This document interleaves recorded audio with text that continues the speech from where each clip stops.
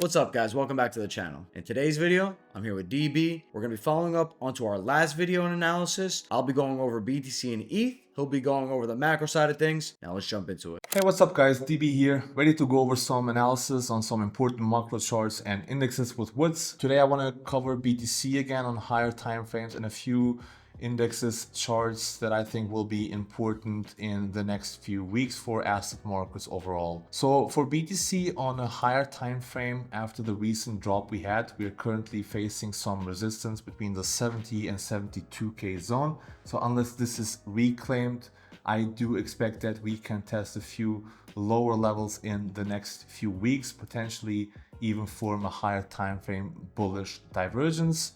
History has taught us that macro bottoms usually form on higher time frame divergences. We have a few examples in this chart already, so I could see something like this happen in the next few weeks between 63 and 57k for BTC. If this zone is reclaimed, then I will be looking for a move towards April 2025 lows. So only two macro scenarios, at least for the short term. The long-term view on BTC does not change. We did cover it in the last video, so I don't want to go over it again. I think a few charts that will matter a lot for crypto, but for asset markets in general as well, is the S&P 500. Already in December, we have been giving out some warning signals for the S&P 500, and because we did have a 5-day bearish divergence on the index, which is still valid. It hasn't played out yet.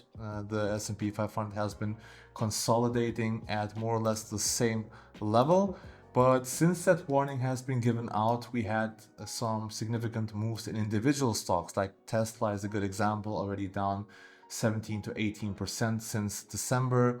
But as I said, the stock index like the SPX or Nasdaq have not yet moved. But I do think that is possible in the next few weeks. Apart from the 5-day bearish divergence, we have a breakdown on the daily OBV trend as well, which is something that we need to monitor. And I think that if the S&P 500 gives us a 5 to 10% drop in the next few weeks, that will obviously affect individual stocks and cryptocurrencies as well.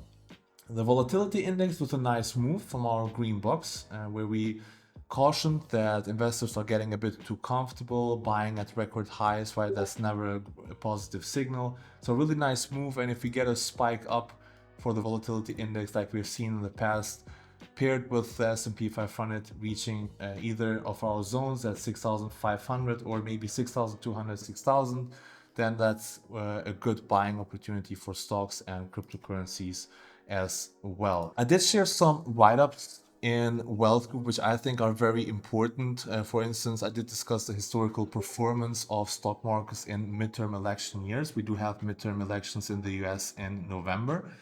And this is going to be important because historical data suggests that usually in midterm election years, we have at least a 10% drop in the S&P 500, right?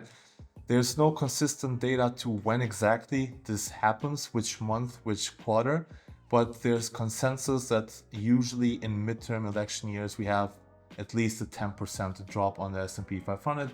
Obviously, this is always dependent on macro developments and policy, but we can expect something very, very similar this year as well. Not only because of historical data, but also because of all the indicators that we just discussed with the OBV or the RSI or the volatility index being at very low levels. Now, this is going to be important because the S&P 500 is obviously extremely relevant to the crypto market as well. If you look at the historical correlation between the S&P 500 and Bitcoin in this case, we have never had a macro bottom for Bitcoin while the S&P 500 has been at record highs.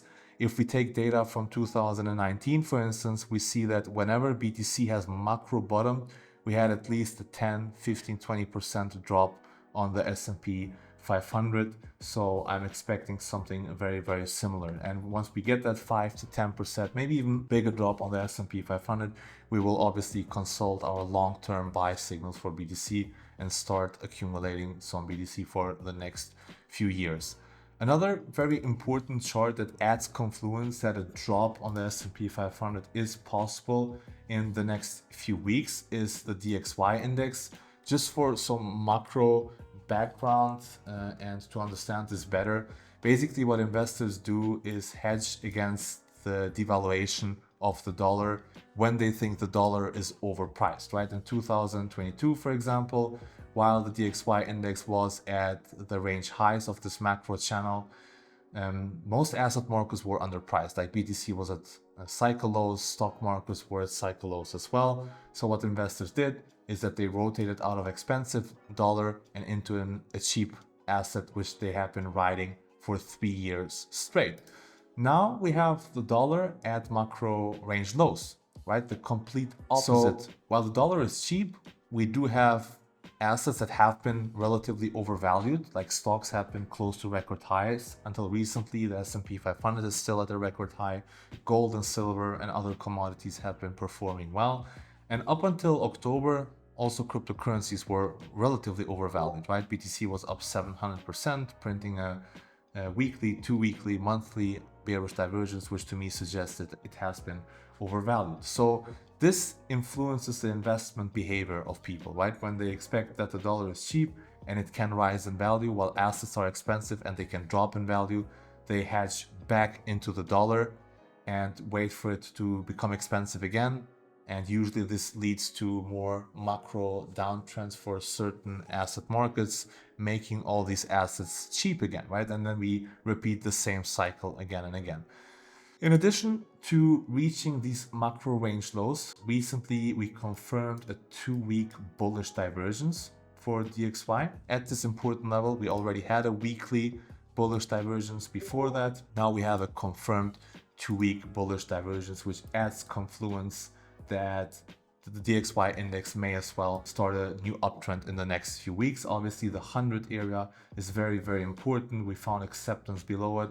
We tested this zone a few times while rejecting from the zone. With the help of this 2-week bullish divergence, it is possible that we consolidate here for a bit longer and then go for this reclaim. And of course, this will also depend highly on what the Federal Reserve in the United States will do in terms of monetary policy.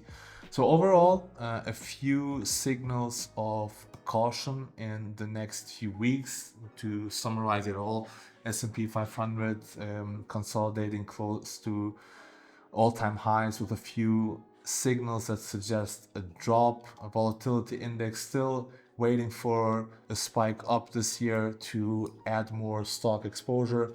And ultimately, it all comes down to the dollar preparing for a new uptrend, which can then help accelerate this decline on the S&P 500 and help accelerate the spike up for the volatility index. And obviously, this will be influencing BTC and crypto overall. And remember from the last video, I still believe that BTC is in a macro downtrend with a lower low on the weekly, right? So once all these charts start actually playing out, if they start playing out, I think they will help BTC accelerate the macro downtrend. But as I said at the beginning, we do have a few short-term levels to consider. For me, 70, 72, major resistance.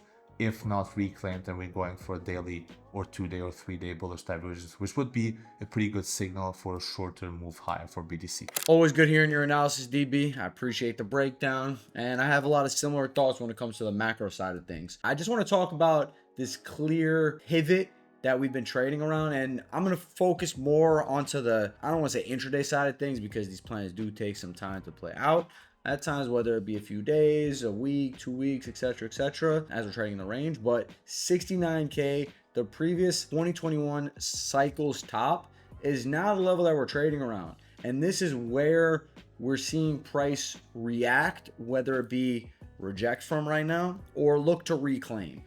We saw this a couple weeks ago when we first made the initial push towards these lows here at 59.9K after we swiped through weekly demand right here. And we closed above it. The week after that, we closed below it. And now we are looking to actually reject it with the top end of the candle rejecting thus far. We just opened up the week, so I don't want to call for any immediate downside towards the initial wick lows just yet, as there is potential of us holding a higher low in price over here. So I do want to point out 2021's cycle top. This is where price is currently reacting from right now. On the initial rejection and cascade down here, we saw Bitcoin able to hold and close above that pivot at 69K after swiping through weekly demand. And then the weeks that came after that, the 2 weeks that we've been playing, we are now coming into our second week of us playing candles. After that push down, we are now seeing price sort of compress and try to figure out whether we're going to go target some lows or go to target some highs. And the only immediate direction that should be decided if you are trading intraday is really the last week's price action, right? We've been chopping in and we're compressing now. We have these highs here at 72.2 and we have these lows here at 65.2K to take out. One of these sides is going to get taken. It's not a matter of if, it's a matter of when. And once one of these sides are taken, I think price is going to react from that. It gets harder to anticipate more aggressive shorts the lower we get.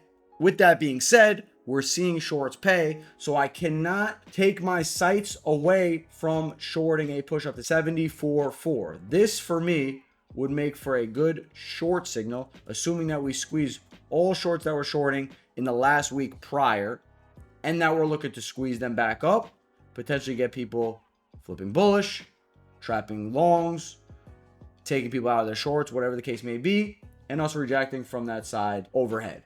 We would also be putting in quite a good continuation pattern, that being a bear flag. It might not look that clean when price comes to it. We might sweep a little bit more to the upside before actually holding that specific level. That is the reaction I'm looking for if we do push up while holding at around these lows.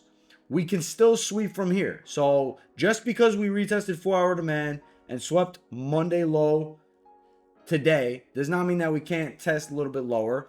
I sniped the position today on that Monday low, and I moved my stops up already. I took profit as we pushed up into the 68.2 intraday level of resistance that we're seeing here. We saw price hold above the level, and now we're seeing price reject the level. As far as an intraday pivot that I'm looking at, that 68.2 is a good level to reclaim for us to then push back up above that 69K level, which is going to be that significant pivot line that we've been trading on. You can see how price reacts from that level right now. I want to just point out on the intraday, just because we've already seen the higher time frame, look at how price reacts around that 69K level. When price comes to, a lot of decision time is being taken around these levels, and a lot of wild reactions are being seen from these levels. Make sure you're not getting caught in between. Make sure you're planning out on extremes beforehand so that you don't have to react. You're just anticipating. And by doing so, you would come to the conclusion that playing at around the 65K level is going to be a really good level if you are looking to play anything that is not around today's price action, right? If you did not catch the initial push into 4-hour demand, which is at around that 66.6 level, there's no need to really play anything in between, in my opinion. You can anticipate longs here with your invalidation below the lows. You can anticipate a short here with your invalidation above the highs. But really, if you're playing in the middle lately, no position should be considered super safe. That's why playing on extremes as the moves are happening is important. As we were sweeping the Monday low, anticipating a retest at that 4-hour level of demand, with a sweep below the Monday low is a good play to play. That's a solid trigger and a solid plan to be had. Playing anything in between there is not really worth the stress of you getting caught in between a $500 BTC move just to catch that move and just to miss the move that comes after that. There's no reason to do that. So that's pretty much what I got for BTC as far as immediate outcomes. I'm really looking for a 74.4 short or maybe a 65K long if we do get that from here. I'm already long from today with my stops where it's free. Not really looking for anything specific when it comes to that intraday unless I get some triggers that make sense for me on a sweep. I want to take a look at Ethereum because I saw a little bit more strength come in for this rather than BTC earlier on in the morning. That was before BTC just made its long reclaim on that Monday low push. And we're seeing ETH kind of look a little bit iffy here. I mean, we are rejecting at around that $2,000 level, that psychological level of support or resistance, depending where price is trading. For now, it's acting as a resistance. And we are underneath it right now. We do want to see a push and reclaim above that $2,000 level.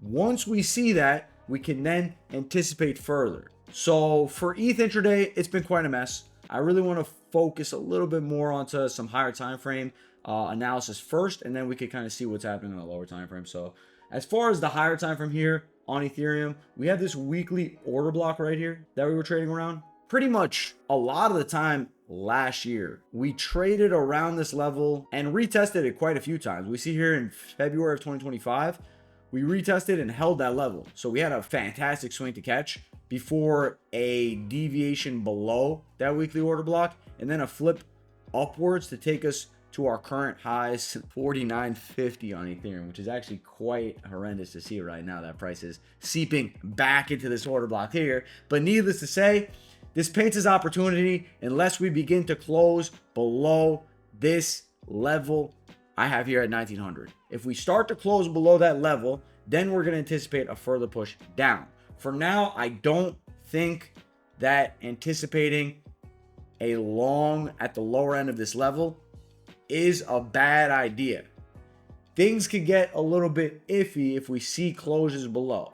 This video is going to be posted after this analysis, obviously, probably about 24 hours after. So I don't want to call for anything specific right now because I'm not anticipating anything specific here. I want to see reactions that come forth from 2120 and from 1900 as we're getting closer. We probably are going to pierce that level right now if BTC wants to go for another Monday low sweep. So I do want to see what happens before I react. We are seeping lower into the RSI, so we are in oversold territory. We saw us hold that initial oversold push at around 1800, and we have not really moved much since then. We've been pretty much shopping in between the middle end of this order block. So I want to see what happens. Really not anticipating anything further. As far as like a short trigger, I would pretty much look for that 2120 would be a good trigger. If we do get a push up to 2120, that's a really good trigger. I was looking to short at around 2060. I think that's a good trigger if we're not going to get a full push. I was shorting 2066 up to 2099 over the weekend. Unfortunately, ended up closing that break even before price eventually reacted. If I was in that short position right now, I would have taken profit already and moved my stops up on the remainder of it. So if I thought that position would have been targeted again for another risk-free stop, I would look to bid that again. And that's where I'm looking to bid. I'm looking to bid 2066 to 2099 again. I think that's a good short. If we are looking to maybe push up and sweep these highs, maybe push, print in a lower high, I think either for immediate reactions is a good one to be had. Just assuming that we want to hold the Monday low here on BTC anyway, and we're looking to pretty much sweep it as I'm looking at price move here. All that being said, that's pretty much what I'm looking at. For alts, I like Bitcoin Cash and I like Zcash. Those are the only two coins that I'm watching right now. Zcash is in between a rock and a hard place right now. I anticipated this retest of demand, which we already had, and we pretty much retested the trend that it broke out to the downside of today. So I want to really see what happens to price here. Already in at the bottom end. There's no reason to chop in between. For Bitcoin Cash, I really like the level it's chopping around here on the pivot at around 563.5. On the 3-day, we have a pile up of this demand below, and you guys know how much I love that demand. We have a push and a close above this 3-day level of demand. This for me is a level to bid if we come back into it. 531 to 528 is my limit orders for Bitcoin Cash. Keep your eyes on BCH as we move intraday. Even after today's close, I know you'll have time to play BCH, so you guys will probably see BCH a little bit higher, a little bit lower than where it's at right now. I think it's a good coin to keep your eyes on. And yeah, with that being said, that's pretty much all the analysis I had for today. I always appreciate you hopping on, DB. Thank you as usual. Always good hearing your insight, especially on the macro side of things. Pleasure talking to you guys. Hope you guys find this helpful. We'll be back with Woods in the following video covering our macro and lower time frame charts and indexes. Let us know if you have any questions. Take care and stay safe trading.